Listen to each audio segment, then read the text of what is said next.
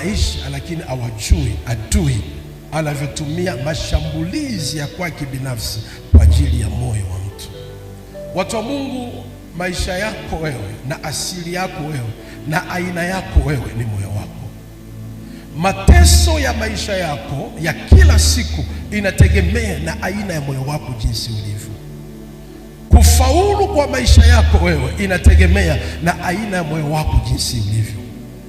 Maisha yako kuwa bora ama kuwa mabaya au kuwa mazuri, moyo umebeba asilimia ya kutosha kwa ajili ya maisha yako wewe.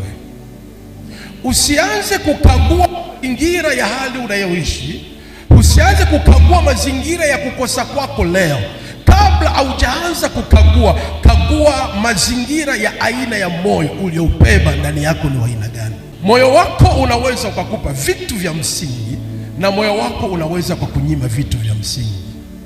Moyo wako inaweza kukupa marafiki walio bora na moyo wako unaweza kukunyima marafiki walio bora.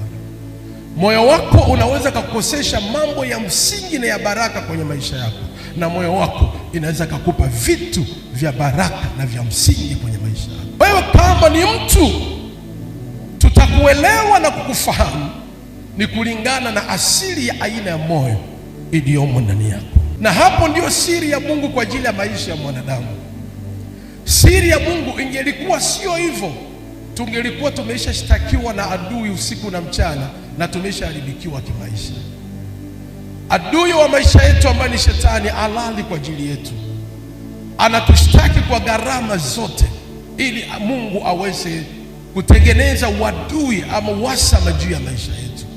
Lakini uzuri wa Mungu, Mungu amhukumu mtu ama aharibu maisha ya mtu kwa sababu ya kile anachokisikia kwa Shetani. Anaangalia aina ya moyo uliomo ndani ya ule mtu.